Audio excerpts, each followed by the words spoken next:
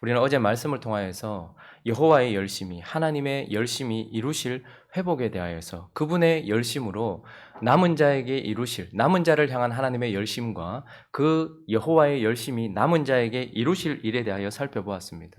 여호와의 열심, 하나님의 열심은 한 악이 한 왕에게 집중되어 있었고 한 왕을 통하여서 그분은 땅을 회복하신다. 스불론과 납달리, 길르앗 땅과 같이 황폐해지고 폐허가 되어버린 소망 없는 그 땅을 회복하실 뿐만 아니라 소망 없는 백성들을, 하나님이 남기신 자들을 회복시켜 주신다. 그래서 그 왕을 통하여서 영원한 나라를 세우실 것이다 라고 우리에게 말씀하셨습니다. 어제 이사야를 통하여서 그 시대 사람들에게 선포되었던 이 회복의 메시지는, 그분의 열심에 대한 메시지는 그 메시지를 지금 듣고 있는 우리에게도 동일한 소망이 됩니다. 왜냐하면 그와 똑같은 원리가 우리에게 적용되기 때문에 그렇습니다. 여호와의 열심은 여전히 우리를 향하여 있습니다. 그래서 그분의 열심은 여전히 한 왕에게 집중되어 있고 우리 또한 그들과 같이 이 한 왕을 통하여서 새하늘과 새 땅을, 회복된 땅을 받게 될 것이고, 연약하고 부족한 남은 자들이 하나님께 회복된 백성으로 일어나게 되어서 그 왕을 통하여서, 그들은 오실 메시아를 기다렸고 우리는 다시 오실 메시아, 그 열심이 집중되어 있는 그 그리스도를 통하여서 땅이 회복되어 새하늘과 새 땅, 그리고 우리가 완전히 회복되어 하나님의 백성이 되고 그리고 하나님의 영원한 나라가 세워질 것이라는 것은 이사야 시대의 그들에게도 진리이고 지금을 살아가고 있는 우리에게도 똑같은 소망이요 진리인 것입니다. 이제 이어지는 이사야서 9장 8절부터의 말씀은 이 회복을 이루시는, 여호와의 열심히 이루실 그 회복을 이루시는 하나님께서 어떤 과정을 통하여서, 회복이라는 결과를 가져오기 위하여서 어떤 과정을 거치게 되는지, 그것을 이스라엘이라는 나라의 역사를 통하여서, 그리고 그 역사에 일어난 여러 가지 요소들의 영적인 원리들을 우리에게 가르쳐 주고 있습니다. 그러니 하나님은 그 열심으로 완전한 회복을 이루실 것이지만 그 회복을 위하여서 분명히 거쳐야 될 과정들이 있다는 것이죠. 그래서 그 과정들 속에 일어나는 일이 무엇인지, 어떤 과정을 통하여서 그 일을 성취하실 것인지를 그 당시에 일어났던 역사적 사실을 통하여서 그 사실이 보여주고 있는 영적인 원리를 우리에게 가르쳐주고 있다는 말입니다. 그래서요, 오늘은 몇 가지 교훈을 살피면서 이 회복을 이루실 하나님께서 어떤 과정을 거치시는가, 그것을 살펴보려고 합니다. 그 첫 번째는 자기 백성의 죄를 심판하신다 하는 것입니다. 하나님께서 완전한 회복을 이루시기 위하여서 먼저 그 과정 속에 자기 백성들의 죄를 심판하신다라고 말씀합니다. 자, 11절, 12절 읽어보겠습니다. 시작. 그러므로 여호와께서 르신의 대적들을 일으켜 그를 치게 하시며 그의 원수들을 격동시키시니 앞에는 아람 사람이요 뒤에는 블레셋 사람이라 모두 입을 벌려 이스라엘을 삼키리라. 그럴지라도 여호와의 진노가 돌아서지 아니하며 그의 손이 여전히 펴져 있으리라.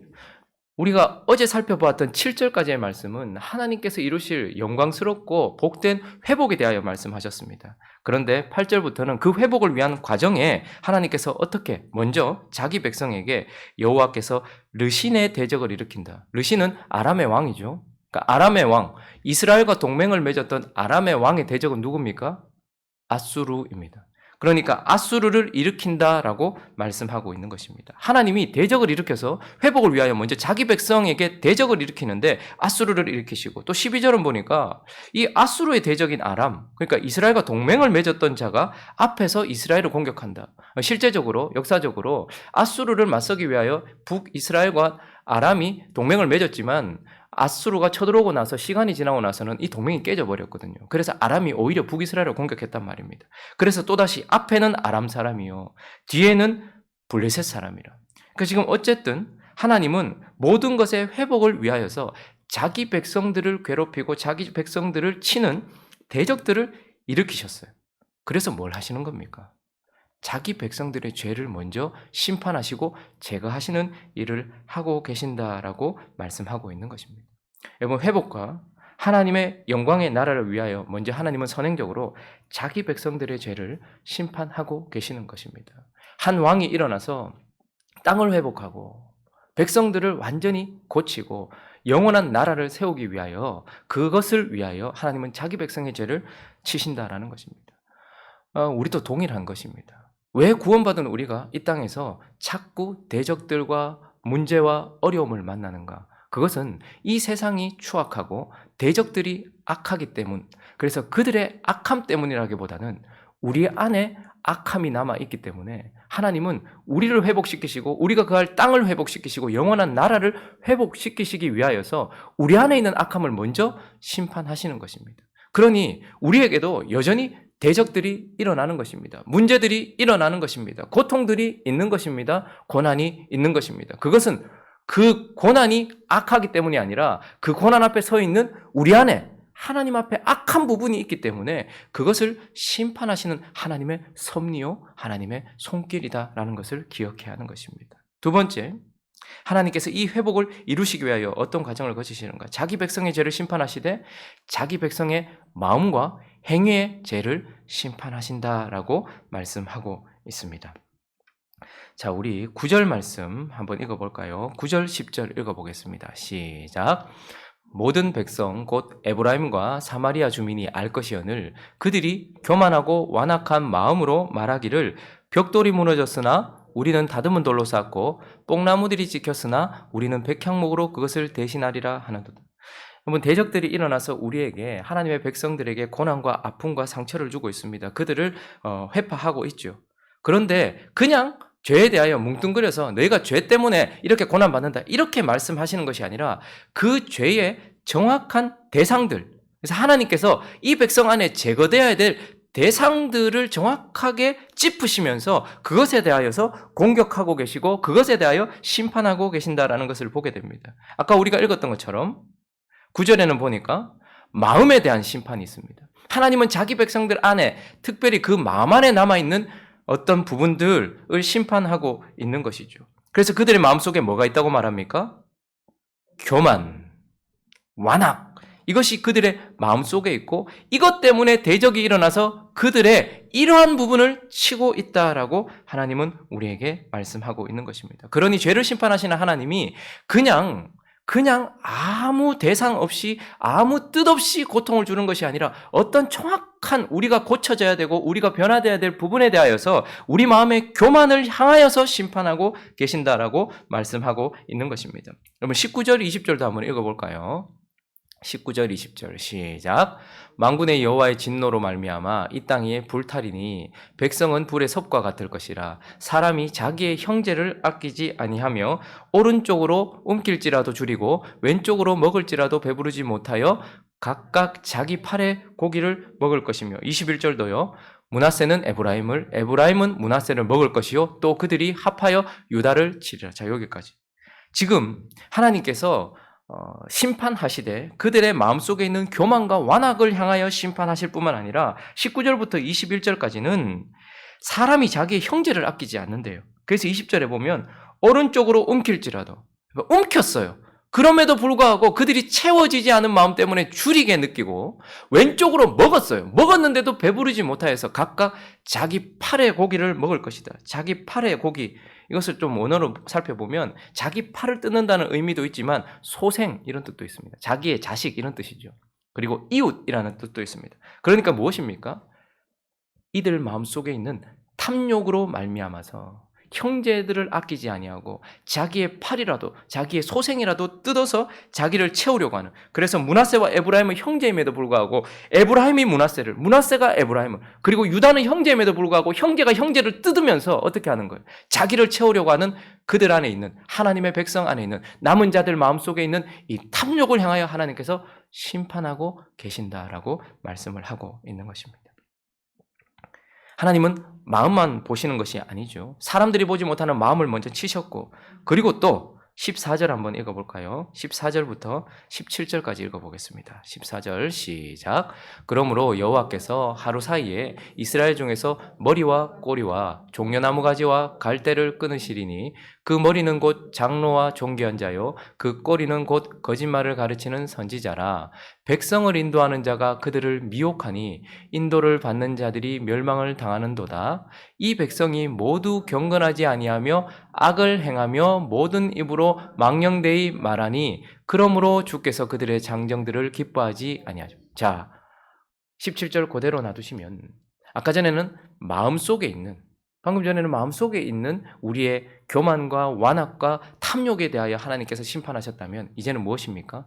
경건하지 아니하며 악을 행하는 그들의 행위에 대해서 하나님은 그 마음도 심판하시지만 그 행위도 심판하십니다. 그래서 악행에 대하여 그리고 모든 입으로 망령되이 말하고 있는 그 악담을 향하여서 우리의 행동과 우리의 말, 겉으로 드러나는 모든 부분을 향하여서 그들이 악한 행동을 했기 때문에 거기에 대한 심판, 그리고 그들이 악한 말을 했기 때문에 거기에 대한 심판, 그 심판을 하고 있다라고 우리에게 말씀하고 있는 것입니다. 10장으로 넘어가도요. 10장 1절과 2절도 한번 읽어보겠습니다. 시작. 10장 1절과 2절 말씀. 시작. 불의한 법령을 만들며 불의한 말을 기록하며 가난한 자를 불공평하게 판결하여 가난한 내 백성의 권리를 박탈하며 과부에게 토색하고 고아의 것을 약탈하는 자는 화했을진저. 10장 1절과 2절은 또 무엇입니까? 그들의 불의한 행위, 불의한 사법체제, 불의한 사법행위, 이것에 대하여서 심판하고 있는 것입니다. 자, 그러니까 정리를 해보면 하나님이 완전한 회복, 영원한 나라, 이것을 위하여서 이 회복을 위하여 열심으로 그분의 일을 하십니다. 한 왕을 통하여서. 그런데 그 회복이 있기 위하여서 그 과정 속에 자기 백성들의 죄를 심판하시되 그 죄들의 정확한 부분들, 마음과 행위 속에 있는 정확한 부분들을 향하여서 우리가 고쳐져야 되고 우리가 버려야 되며 그 죄가 죽어야 될 영역들에 대하여서 심판을 하고 계신다라는 것을 보게 되는 것입니다. 그러니 동일한 원리로 우리를 살펴볼 때에 우리 안에 어떤 대적이 일어나고 어떤 고통이 일어나서 그것들로 인하여서 고통을 받는다면 우리는 그 대적의 악함이나 그 대적에 대하여 묵상할 것이 아니라 왜 그 대적이, 왜 그 영역이 내가 지금 고통을 받고 있는 영역인지를 생각해야 되는 것입니다. 고통의 현상을 바라볼 것이 아니라 그 고통의 원인을 바라봐야 되는 것이죠. 겉으로 보면요. 10절도 보면 벽돌이 무너지고 뽕나무가 찍혔어요. 그런데 그들의 교만이 벽돌 무너졌냐? 다듬은 돌로 다시 쌓지 뭐. 뽕나무 찍혔냐? 백향목으로 나는 대신할 것이다.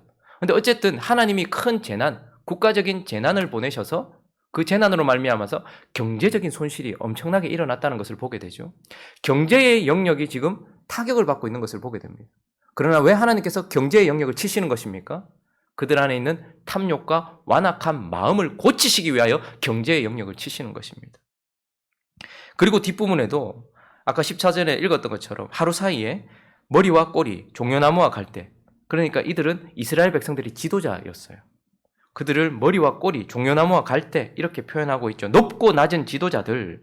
그래서 정치적인 영역이 완전히 무너진 것을 보게 됩니다. 그들을 보호해줘야 될 정치적인 영역이 무너져서 백성을 인도하는 자들, 하나님께서 그들을 보호하시라고 주셨던 정치적인 체제들이 완전히 무너지는 것을 보게 됩니다. 왜 이런 부분들이 무너집니까? 하나님께서 그들의 경건하지 않은 행위와 악한 악담들을 고치기 위하여 그 부분이 무너지고 있는 것이죠. 지금 형제가 형제를 뜯고 고아와 과부가 신원을 받지 못하는 사회적인 문제가 지금 대두되고 있어요. 왜 그런 것입니까? 그들의 탐욕을 하나님께서 치시기 위하여 그런 것입니다. 우리도 마찬가지입니다. 나에게 관계의 문제가 생겼습니까? 관계의 문제, 그 현상을 해결하기 위하여 애쓰기보다는 그 관계의 문제를 일으킨 그 대상에 대하여 생각하기보다는 그 관계의 문제 속에서 고쳐야 될 내 안의 악함을 하나님께서 지금 공격하고 계시는 것입니다. 나에게 경제적인 어려움이 생기셨습니까? 그 경제적인 문제에 집중하기보다는 그것 때문에 하나님께서 내게 무엇을 고치기를 원하시는지 정확한 나의 영역이 있다라는 것입니다. 그래서 하나님은 회복을 위하여 우리를 먼저 자기 백성의 죄의 어떤 정확한 영역들에 대하여서 고치기 위한 영역들. 여러분, 우리는 참 많은 문제들을 안고 있죠. 많은 고난들을 받고 있습니다. 그런데 다 각자가 다른 영역에서 고난을 받고 있어요. 고난의 영역의 다양성.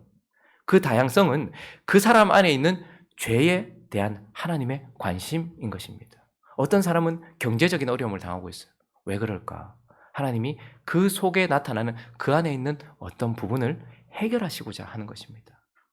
어떤 사람들은 건강에 문제가 있고, 어떤 사람들은 또한 사회적인 문제가 있고, 어떤 사람들은 가정에 문제가 있고, 어떤 사람들은 부모 자식 간에 문제가 있어요. 그 모든 것들은 나를 내 앞에 있는 저 부모나 자식이나 사람이나 돈이나 이것의 문제가 아니라 그것을 대하고 있는 내 안에 하나님 앞에 옳지 않은 그 부분들을 하나님께서 지금 이 현상을 통하여서 심판하고 계신다라는 것을 기억해야 하는 것입니다. 우리 마지막으로 한 가지를 더 살펴보면 이 회복을 이루시는 하나님께서 어떤 과정을 거치시는가? 자기 백성의 죄를 심판하시되 자기 백성의 마음과 삶의 죄를 심판하실 뿐만 아니라 자기 백성의 죄를 고치기까지 심판하신다라는 것을 우리에게 말씀하고 있습니다. 심판을 그 고쳐야 될 영역들 속에 보내시는 하나님께서, 그리고 또 하나는 하나님께서 오늘 말씀에 반복적으로 나타나는 부분이 있는데요. 12절 한번 보실까요? 자, 12절 지금 셋째 줄 바로 둘째 줄 끝에 보면 그럴지라도 있죠. 저기서부터 읽어봅니다. 시작. 그럴지라도 여호와의 진노가 돌아서지 아니하며 그의 손이 여전히 펴져 있으리라. 그럴지라도 여호와의 진노가 돌아서지 아니하며 그의 손이 여전히, 심판의 손이 여전히 펴져 있다라고 12절이 말하고 있습니다. 17절도요. 17절 후반절요. 17절도 보니까 그럴지라도 여호와의 진노가 돌아서지 아니하며 그의 손이 여전히 펴져 있어요. 지금 이 심각한 심판이 계속해서 하나님의 펴져 있는 손 때문에 계속해서 일어난다라고 말합니다. 21절도요. 21절도 끝에 보니까 그럴지라도 여호와의 진노가 돌아서지 아니하며 그의 손이 여전히 펴져 있어요. 심판이 계속해서 지속되고 있다라고 말합니다. 10장 4절도요. 그럴지라도 여호와의 진노가 돌아서지 아니하며 그의 손이 여전히 펴져 있다. 이렇게 말하고 있습니다. 하나님의 진노가 여전하다. 그분의 손을 거두지 아니하신다. 왜 그렇습니까? 하나님이 심판을 즐기시는 분이시기 때문에 그렇습니까? 하나님이 잔혹하신 분이시기 때문에 그렇습니까? 아니요. 그 이유가 정확하게 13절에 드러납니다. 왜 이스라엘을 향한 심판의 손이 거두어지지 않고 그들의 고통이 지속되고 있는가? 다양한 영역 속에 일어나는 이유는 다양한 영역 속에 있는 나의 죄 때문이지만 그 영역 속에서 그 심판이 한 번으로 그치지 않고 순간으로 그치지 않고 지속되고 있는 이유를 13절이 우리에게 말해주고 있습니다. 시작. 그리하여도 그 백성이 자기들을 치시는 이에게로 돌아오지 아니하며 만군의 여호와를 찾지 아니하노라. 왜 계속 그 영역에 그 손이 펴져 있는 것입니까?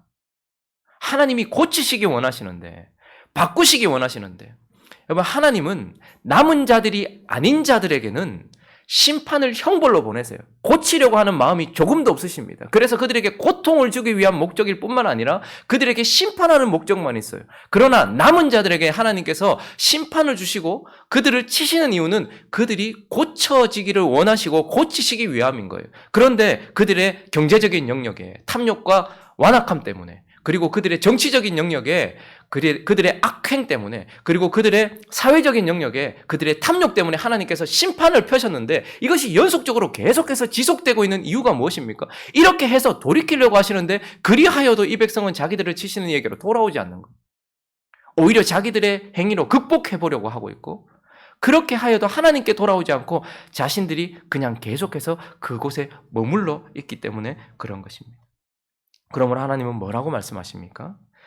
하나님의 백성들의 죄를 고치시기까지 그 손을 펴셔서, 가장 피곤한 손이 무엇이겠습니까?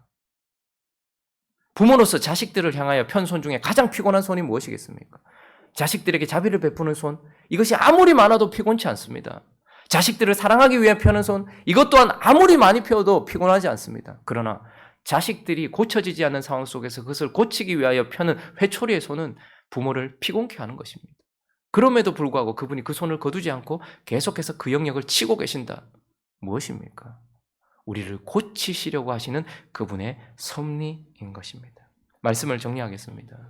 하나님의 열심은 한 왕에게 집중되어 있고 그 왕을 통하여서 땅을, 그리고 백성을, 그리고 영원한 나라를 회복시키실 것입니다. 그런데 그분의 열심이 이 결과를 만들어내기 위하여서 먼저 자기 백성들을 향하여 펴고 계신다는 것을 기억해야 하는 것입니다.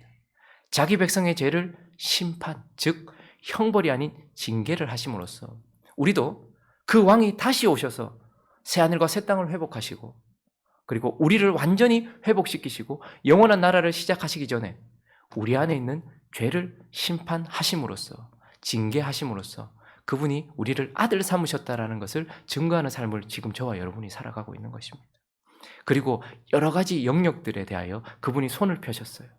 사회적인 영역, 정치적인 영역, 가정의 영역, 경제적인 영역, 나의 관계의 영역, 그것에 손을 펴심으로 말미암아 그분 앞에서 그분께 합당하지 못한 모습들에 대하여 하나님께서 정말 대상을 정하셔서 이 부분들을 고치심으로 말미암아 고치시려고 하시는 그분의 사랑을 우리가 깨닫게 되는 것입니다. 그리고 그분의 손이 계속 펴져 있는 이유는 우리를 고치셔서 그 나라에 합당한 영광을 준비시키고 있는 기간이라는 것을 기억하면서 이사야를 통하여 그 시대의 그 사람들에게 하셨던 이 말씀은 동일하게 우리에게도 적용되어서 오실 그 왕을 기다리며 영원한 회복을 기다리며 그분의 열심 앞에 서 있는 우리에게도 고난이 있는 이유를 다시 한번 생각해보고 왜 그 영역이 지금 내게 고통으로 다가오는지 나 자신을 돌아보고 왜 그것이 끝나지 않은지 나 자신의 악함의 지속성에 대하여 회개하여 오늘 이 아침에 하나님 앞에서 거룩하고 정직한, 그래서 하나님 나라에 합당한 백성으로 다듬어지게 해달라고 기도할 수 있는 저와 여러분 되시기를 예수 그리스도의 이름으로 축원합니다. 같이 한번 기도하겠습니다. 하나님은 용서하시기 위하여서 우리를 치시는 것이 아니라 용서하셨기 때문에 지금 우리를 치고 계시는 것입니다. 백성을 만들어 보려고 하시는 것이 아니라 백성이기 때문에 하나님께서 우리가 남은 자이기 때문에 이 일을 하십니다. 그분의 열심히 이 일을 이루실 것입니다. 말씀을 생각하시면서 또 각자의 기도 제목들을 가지고 함께 기도하며 나아갑니다. 기도하겠습니다.